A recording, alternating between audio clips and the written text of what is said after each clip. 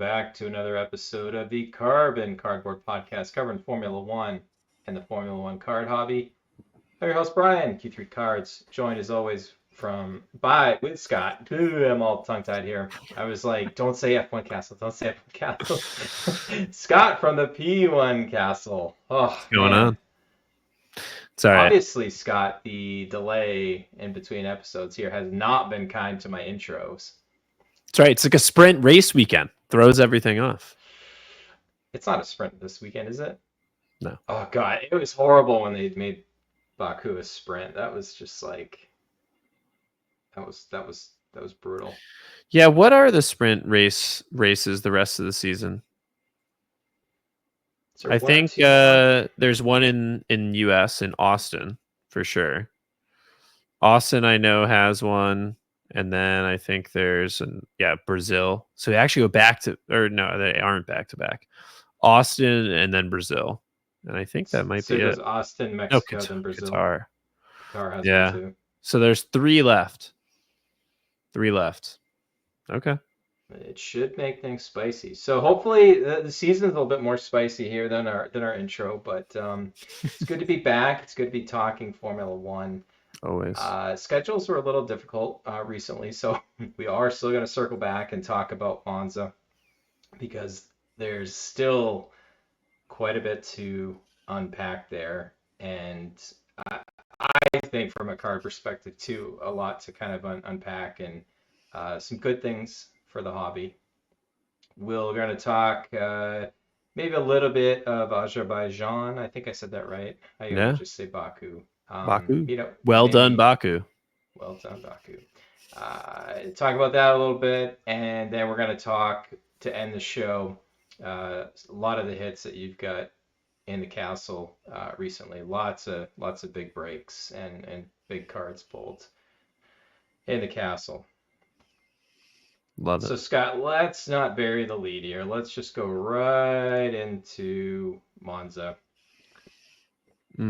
Ferrari win in Monza. I mean, it doesn't get much better. I've got the special edition hat here for Ferrari, the carbon fiber. I should file IP on that, but they got the carbon fiber hat, so very on brand for me. Had to pick some up. But yeah, I love to see Leclerc getting a win in Italy. So now he won his home race in Monaco and then Ferrari's home race in Monza. So season done. Ferrari can pack it up, go home. I feel like we called it, Scott, back after he won Monaco, because wouldn't it be like the Ferrari season if they just bailed out and just went for broke to win Monza? I don't think that they necessarily did it. As we'll talk about here briefly in a little bit, I think McLaren kind of handed to them on a silver papaya rules. Oh, even as a McLaren fan, I kind of cringed when I heard that. Anyways, so good for the hobby. Obviously, you love to see Ferrari at top. We've talked about this countless times, and I know you've mentioned it. Ferrari collectors are just something else. Not only is it the most popular Formula One team in the world, it transcends Formula One, and I think that's again where we've talked about, the marriage between Ferrari and Lewis Hamilton next year makes a lot of sense on a lot of levels. Maybe not so much like on track results, but we'll see. Well, we shall see. I probably will eat my words on that one. But anyways, on screen here, the two back-to-back, as you just mentioned, Leclerc's home win in Monaco, Ferrari's home win in Italy. Just what a drive from Leclerc. I think, as we talked about with the race before, I think obviously Leclerc earned the driver of the day, rightfully so on this one. Data be damned. He just was like, leave me alone. I'm going to do this. This is my one way to win this race, and I'm just going to be the tire whisperer. I mean, McLaren technically listened to the data and said it's not likely that it would last. I mean, they were having graining on the left tire. They couldn't really afford a DNF. Ferrari could. I mean, they could have easily gone for broke, and it worked out for them at the end of the day. Yeah. Yeah, I mean, McLaren, how many times this year are we going to talk about them throwing away, 1-2s or good results? But, they battled with each other a little bit at the beginning. Oscar taking the lead there. And then, yeah, I mean, I don't know. I'm not sure what McLaren is thinking, right? Like they didn't back Lando entirely, right? Or else they would have had Oscar aggressively hold second like he did at the first corner against Russell and then just kind of fall in line. But they also didn't split the strategies to make sure. So I don't know. I mean, obviously there's a lot of wear and tear on that front left tire, and Ferrari was able to keep it together. Maybe McLaren pushed too hard racing each other early on and it left the option out the window. But yeah, I don't know. Not great to see from them. Not great for Lando's title aspirations. I mean, he still does gain points on Max because Max was down in sixth. But gosh, I mean, these chunks could be so much larger than the 7 or 8 points that he's gaining. He could be gaining 18, 15. But I don't know. We'll have to see if it comes back to haunt them. I mean, if Max wins by 20, by 30, none of it matters. But if Max wins by 5, 2, it would definitely be unfortunate. But we'll have to see. I mean, Oscar's been racing really well lately. Oscar really it as much as Lando, got his first win in Miami, got another win's looking really good. Oscar has been right up there with him, if not outperforming him in the last couple of races. So we'll have to see what happens the rest of the season, whether he helps Lando win the championship or whether he wants to kind of claim McLaren as his own, run Lando out of town. Before we get more into the McLaren talk, so just going back to, obviously there's so many good things about we had some of these images we've got on screen here if you're watching on YouTube. Again, the carbon fiber livery, one of the most epic helmets you're ever going to see, Scott. I know you and I are both helmet fanatics. That's right. And wow, what a helmet. Yeah. So apparently also, a lot of this has just been self-taught and looking at a lot of things. So it does appear usually special edition helmets, most drivers, you can go to their own websites. Like Max has one, Lando has one, Oscar has one. Any of the special helmets, you usually can order them through their website. Ferrari drivers are on Ferrari.com. And if they do a special helmet, they're all limited. I think the 1/2 scale, Scott, was limited to 500 worldwide. That's what sold out. Yeah, that's what it says on Racing Chronos. He had posted one. Do we know for sure that is the same one? I believe that, and it's long sold out on Ferrari.com. So I've got a couple. You are going to be sitting on a lot of, I know a mutual friend of ours, TC, shout out to the old Karts Formula. Karts Formula, baby. I guess the Monaco one is almost 3x what the original retail cost is. And so anyways, the Ferrari, their special edition helmets are usually $750 American, which is about, what is it, $400 more than they probably should be, maybe even a little bit more other ones. But if they're limited, there you go. Yeah. Anyways, just like cards, right? Yeah. I don't know. It definitely had some FOMO going a little bit here, but I think if you've got this, you're a Charles Leclerc fan, you're sitting really well. If you've got a couple extra just to, one to rock, one to stock, and one for just in case, then like that. Oh, it's old Star Wars collecting joke there. I know our friend Chris Letty's cackling in his car listening to this right now. Yeah, awesome, man. Oh, even Carlos Sainz's helmet, we don't have a photo of it. Yeah, his was cool. Great. The yellow. Yeah, I mean, it's just something, Scott, about Monza that, I mean, magic in Monza. You're just not. like Ferrari's it's a religion. I mean, you're not going to get a scene like this anywhere else after winning a race. No, I mean it is. It's electric, right? I mean, we want to go. We want to go to this race in Monza. We'd love to be there when Ferrari wins. Who knows? Maybe next year Lewis wins. Can you imagine? I mean, the scenes are just insane. I mean, like you said, racing is like a religion. Ferrari is a religion in Italy, and always has been that way. The Tifosi, the adoring Tifosi. Yeah, Leclerc is their darling right now. So joins the list of Ferrari drivers with multiple wins in Monza, obviously led by the great Michael Schumacher with 5. Now Leclerc ties several others for 2. And if his career keeps going the way it is, I'm not that say that he would ever equal Michael, but I mean, I got a feeling he's got a couple more in him before he retires.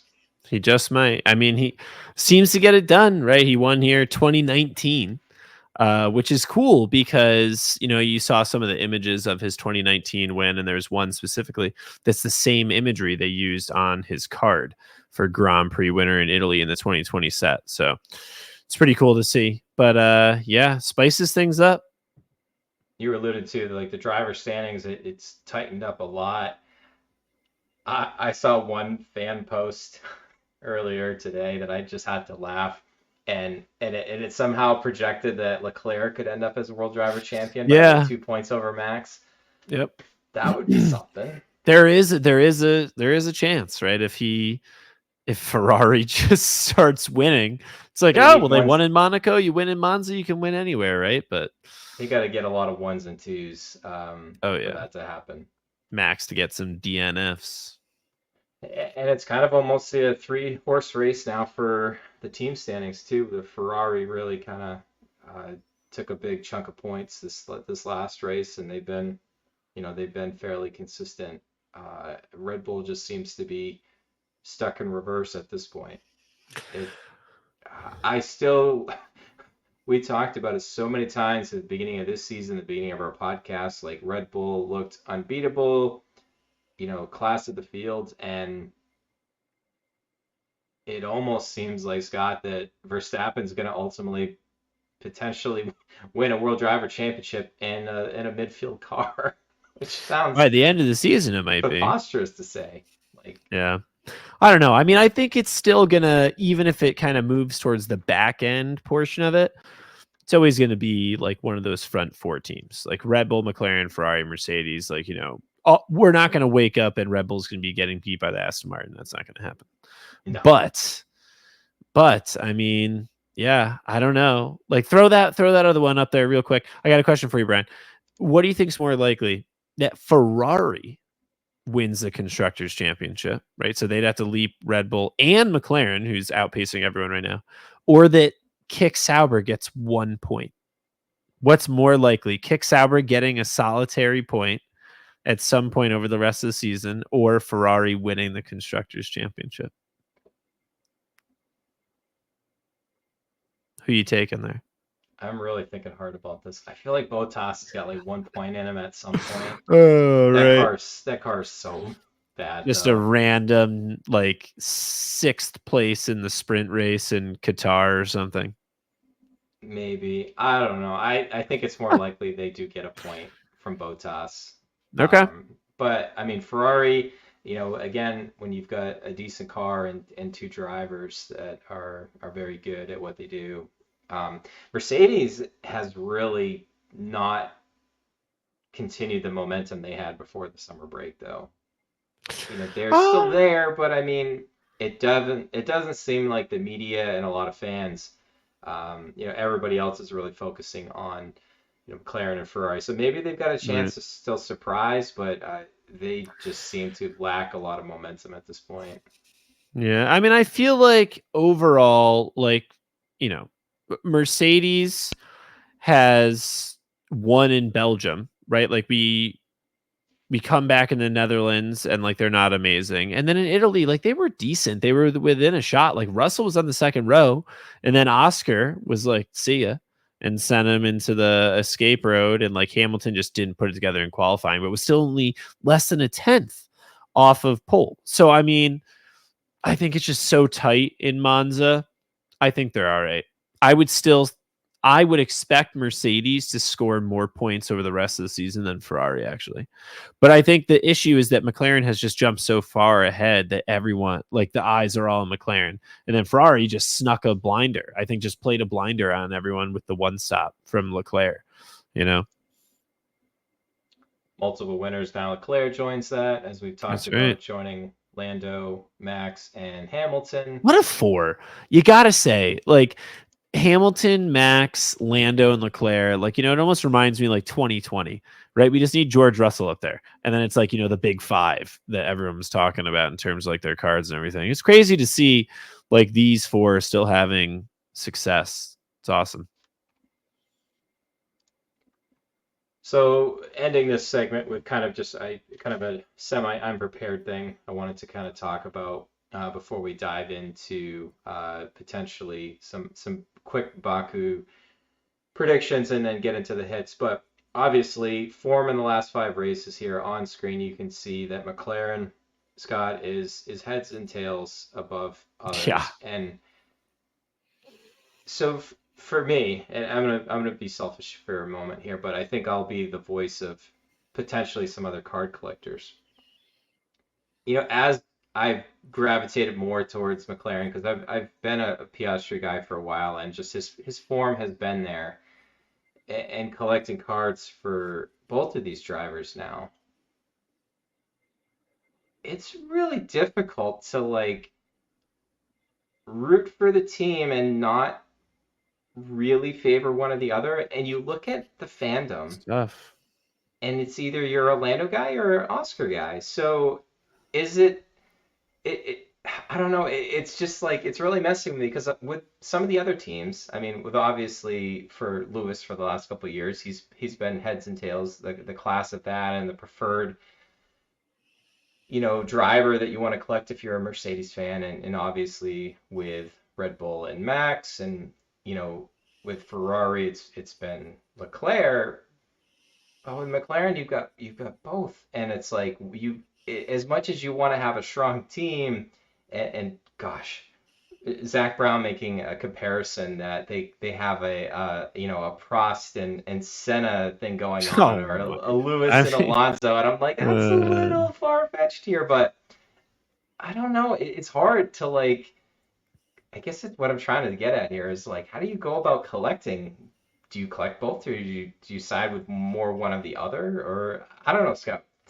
Like I just like in this conundrum right now of yeah. like, you feel like you're cheating on one or the other.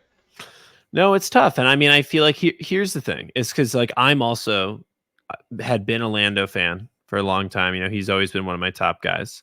And then Oscar coming in, I do like him a lot. And I think he's got a bright future. And so I think we were able to, if you liked Lando, you liked Oscar, you liked McLaren, you were able to kind of hide behind the fact that, like, okay, they're like third best, fourth best, you know, none of them, they haven't won a race yet, you know, like when we were at the beginning of this year. You know, everyone just loves each other. We're all just rooting together. We want everyone to do better. You know, like, oh, Lando got a podium. Great. Oscar fans are happy. Oh, the McLaren's getting better. You know, Oscar gets a podium. Great. Lando fans are happy. And then they start getting race wins. And then their car's the best. And they're expected to get wins. And then all of a sudden it's like, well, you know, Oscar should be helping Lando. If you're a Lando fan, it's like Oscar should be helping Lando with the championship. Why would he not help him? It's their only chance. What are they doing? And if you're an Oscar fan, it's like, he doesn't have to get out of the way. He's going to race him. I mean, Lando, you just want us to hand you the championship? You know, like, what is this? So I feel like we're beginning to see a little bit of a divide. I'm seeing a little bit of cracks in the foundation of like this big happy family at McLaren. And, you know, Oscar and Lando fans are getting a little chippy with each other, like on social media and stuff. And it's just something you've never seen before. And, you know, it's not too far away from Hamilton and Russell, because there was a little bit of like, you know, if people that backed Russell and then he's going up against Hamilton, you know, it's a lot, oh, Hamilton's car's being sabotaged. Like, oh, Russell, you know, like they took weight off of his car, like all this stuff, right? Like, there's all these conspiracy theories because they're two drivers that go at it. And I feel like whenever you have two really good drivers that are going at it, things get tense. I mean, remember when Sainz was winning at the beginning of this year, when he won in Australia and like was right up there with Leclerc, all of a sudden, all these like, stories were swirling around. Like, are they getting along? They hit each other in China. Like, there's just like all this stuff is happening. And when you're up near the front, everything is hyper focused, and when you're expected to win races, it all of a sudden matters a lot more. You don't care if you get 7th and 8th. Like, getting 7th or getting 8th isn't that big of a deal. You want to beat your teammate, sure. But like when that's for 1st or 2nd or 2nd or 3rd, if the team fumbles your strategy, it's important. And I feel like we're just going to see them battle. And man, I don't know. They're two really good drivers. And like, I think Lando right now is the better driver. And I believe that. But Oscar's young. He's only been around for a year and a half. I mean, maybe his ceiling might be higher than Lando's. This is Lando's 6th year. 6th year. He's tiny. He's like Steph Curry. He's like the babyface assassin. But like, he's been around for a while, and it's not gonna be here for forever. You only get a short window in Formula One when you have a car that is dominant. Lewis and Schumacher are really the only two to kind of be with the team long enough to enjoy that success. I mean, technically Bottas was with, Mercedes for a long time too, but it's not often you usually get a year or two at most. Even Max in this dominant era, he got 22, 23, maybe 24. So he's going to get like 3 years of having like really like 2 years of having a dominant car. And he made the most of it. It came pretty easily. And then this year they might just squeak by. But McLaren, you got to take it when you can. And they're getting ready for next year. And Oscar can't just kind of be shown the door. He wants to fight for his spot. There's been so much written about this lately too, and it's just like, as I'm more drawn to them just because I'm very interested in it. But like, as you would know, as a Vettel fan, with him and Mark Webber. Mark Webber happens to be Piastri's manager, and basically there's a lot of speculation that his contract stipulates that he is a on par driver. I think that's a lot of hearsay, but never know. But then again, if you think back to it, where when Zach Brown was looking for a driver and he wasn't sure that Lando was going to resign, he went out and got probably arguably one of the better ones on the market, somebody unproven with Oscar. Maybe he handed him a number one driver contract, and then Lando's like, yeah, I'll stick around. I'm not going to go to Red Bull. And it's on the other hand, it's a really good problem to have, but on the other hand, you see why teams have a tendency to prefer to have, essentially a 1 and a 2, because they don't have to go through these. It's riveting television. It's riveting to follow along to see what's going to happen. And the pass on turn 4 there with Oscar, what bravado! Like, he easily could have taken them both out, but he doesn't care. He doesn't care about Lando's championship, man. He just wants to win. Love it. And until he gets a team order to say this is what we're gonna do you blame him? It's like that old Senna, it's if there's space there and you don't take it, you're no longer a racing driver. And I feel like that's what Oscar is doing here. 100%. Yeah, no, I love it. And I put up the Pad Perdaja that we touched on last time. Got his 1 of 1 Pad Perdaja and P1 Premium Castle or Premium Consignment. And I remember writing the description for it. And, I feel like he has like this brilliant combination of like, calmness in the car, like, like Lewis. It's always, even in the tensest moments, remains calm for the most part. And then Max, is like ruthless. And I feel like Oscar's got like a good combination of the two. He just seems to go for it. So yeah, no, I'm really excited to see how this plays out the rest of the year, and especially into next year if they still have the best car. I guess for now you can still kind of really collect both, but I think you Yeah. do have to make kind of a decision, especially where if you're a collector, obviously if money is no issue, you just throw money at whatever. But I think you almost have to. It's like your favorite kid. You have to pick your favorite kid in this analogy. Anyway, long story short, I'm kind of siding more with Oscar than Lando at this Ooh, all point. right. It's maybe like Tell me 55, your 45, Landos. 60 or 40. So, all right. Well, speaking of, that's a good segue because potentially here we'll talk about that in just a moment. But let's talk some hits in the Sure. P1 Castle and So we talk can go about. through these pretty rapid fire after I open it here. But basically, we ran a huge break on Fanatics Live. We did 3 cases of 2023 Chrome and a whole case of 2020 Chrome. Ton of fun. We also had 60 singles auctions, slabs, it was awesome. It was like a 6-hour stream. Ton of fun about a week ago. And wanted to detail some of the hits. So 2020, and we'll just go through them quick. We had a Kimi Iceman printing plate track tag. We had a Kimi Gold track tag as well, both of them for Racing and Kronos. Then we had an orange Valtteri Bottas auto, pretty nice F1 auto out of there for Black Mesa. We had a Lewis Hamilton refractor portrait for Black Mesa. And then a couple more cards from 2020. We had a gold 70th Max Verstappen portrait for Dave's Cards and a gold 70th Leclerc portrait for Racing Chronos. So really cool, really like a nice solid spread out 2020 break with a nice F1 auto. So really solid 2020 case. And then from our 3 case of 2023, 6 of the best hits, we had a red Kush Miney auto, which is the first red Kush Miney auto I've pulled this year. That one's for Bowl Ahead. Then we had a Gold Wave Lando Norris auto for Q3 cards on the Lando spot. Love to see it. Look at that beautiful autograph right there. Absolutely gorgeous.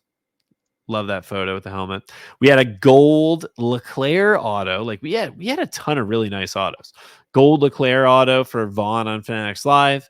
We had one second on that too, because didn't somebody Sure. in that break actually call the Yeah, Leclerc and the so Lando? yeah, I think Patrick Gould, and you. I think both of you had separate. Didn't you call it as well? I think I Or, asked him if he could or you predict were a asking, land. and then I Patrick. was Yeah, asking. Yeah. he got pretty specific with it, but I think in the end he did guess that there was going to be a Lando and a Leclerc auto, which was pretty cool. So shout out to Patrick. That was for Vaughn, and then we had a black printing plate Camber Max Verstappen for Sweet Pea on the max spot. We had a right, love it. Then we had a green Oliver Behrman auto for Racing Chronos. So he picked up some stuff out of 2023 Chrome. And then the last card is a red Lewis Hamilton 4 out of 5 card for Squirrels Cards, which is cool because I've hit him like basically the entire rainbow out of this in Sapphire. And then I got him a red Max car from Chrome that got a PSA 10. So nice. He's hoping this one will be the matching pair to that. So, and unlocks another rainbow for him. But yes, that's all the hits that we've had recently in the castle. I know I had posted, oh yeah, that's right. That was on Fanatics Live. Then we also had the collab. So much has happened since our last episode. So we had the collab with Justin Incident, which I thought we made a little funny little reel. We had the Leclerc, it's just an incident. love his name. My man Chris came here, visited the castle, the P1 castle here. We went to dinner, and then we hit some big cads in this break. Chris actually bought Piastri on the break and hit a red Piastri IV, which is my 3rd one that I've pulled of these. It was the last card in the break, so that was massive. So congrats to Chris on that one. And then we had a couple other solid hits in the 2 cases. We got a Bottas out of 15 IV, 1 of 7 Bottas and Esteban Ocon IVs, and Lagavulin, Cards on the Rocks, had both Bottas and Ocon. So he went home with Nice. 7 IVs, and he got out of 15 Bottas here. And then my man Dave's cards had Red Bull, and he hit a red Max, which was pretty sweet. Yeah, Dave Z cards. But yeah, so that was cool. I think that's everything, right? I think that's all the hits. It's all the cats. We've had so much going on. I mean, honestly, and it doesn't stop, right? It doesn't stop because now it's Baku, Azerbaijan, right? So it's Castle Race Week. So we're gonna have an eBay auction going this kind of whole race week. Actually, when you watch this or listen to this in the morning, all the cards on the auctions, like 30 cards, so will be live. They all end Saturday night between 8:30 and 11 p.m. Eastern. We'll be posting stuff about it. But yeah, a lot of really, really nice cards. We had to go big for the castle auction. And then we've got Singapore coming up later this month, the Leahi auction at the end of the month. There's honestly so much going on in September. It's going to be coming at us fast and furious. It's also the Queen's birthday and my mom's birthday. See, everything is happening in September. It's all going down. It's going to be fun. It is. It is going to be fun. Yeah, so I mean, we've got Baku, like I said, this week. What do you think? 2 street races in a row. That's right.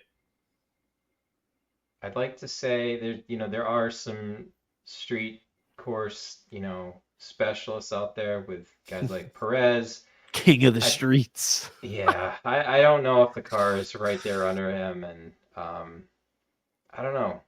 I honestly like this track always surprised me. There's always, right, like you said, right before you get to the castle section there with that really tight turn to the left up the hill. I don't remember what turn number that is. I am stupid turn. Yeah, the one Leclerc's famously hit at least once, if not twice.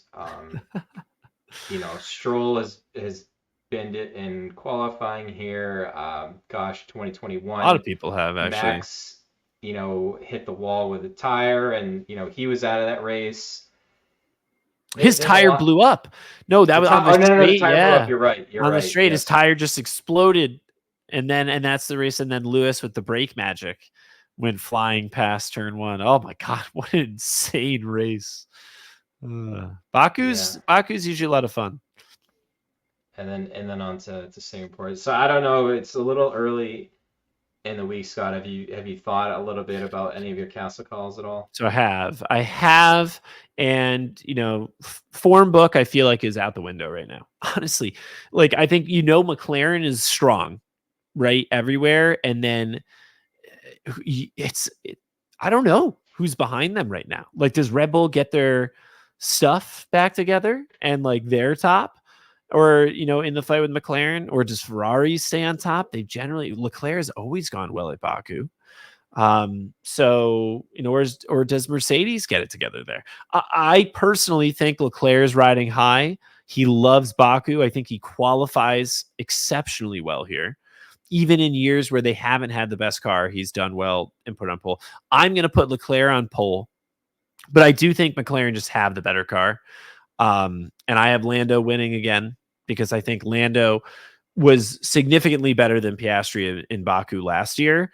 And Baku's a tricky racetrack. I think Lando's going to have a little bit more confidence than Piastri maybe in qualifying, end up out qualifying him there. And then who knows, hopefully retain a position on lap 1. But I've got Lando winning the race. And then Leclerc coming home in second with Piastri third. So very similar to what we saw in Italy.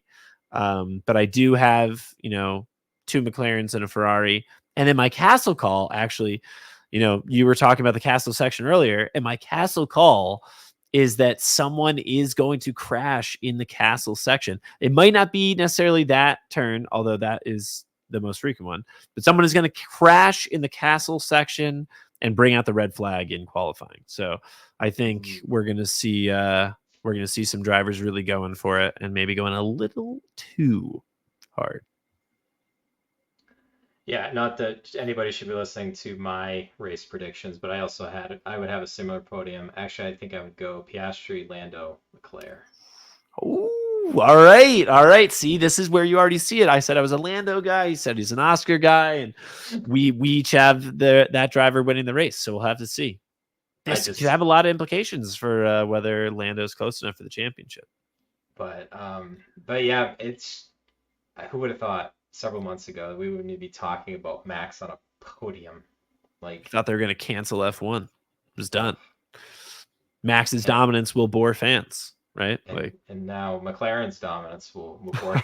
just repeat that article. Whoever's doing well, it will bore fans. So hopefully we're not boring our audience here, both audio and visually here. So probably a little bit of a shorter episode than I think we had last time out. But yeah, like you said, it's got a lot of stuff happening, and definitely stay tuned to your socials, P1 Castle, for all the latest coming up here. Yeah, I think we should be able to get an episode out next week where we'll be able to talk about Baku, set up for Singapore, talk about how the auction went on eBay, and then you're headed to and I'm going to be heading to Singapore. Then I'm heading to Singapore. We might get some news about some other stuff going on, but everything's got to stay for now. But some stuff coming up that's going to be pretty cool and pretty epic for the hobby. Like we said before, Logan Sargent was just the start. So got some stuff coming up that we'll talk about on the next episode. Maybe tease it on the next episode. That one may have to wait for a little bit later. But yeah, excited for everything happening in September. That one, I don't know if you'll be able to tease that one at that point, but yeah, more to come. Good, more to come indeed. So all right, let's end this thing at this point. Why don't you go ahead and bring us home here, Scott? All right, everybody. Well, it's been nice chatting with you. Collect your cardboard. Keep it carbon.